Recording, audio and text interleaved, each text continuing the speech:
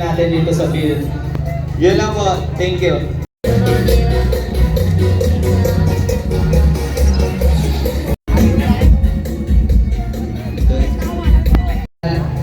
Alak tayo ilamin natin dito sa field. Yun lang.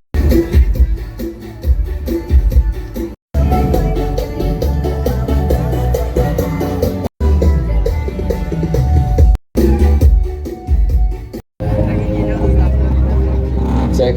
Again, yung day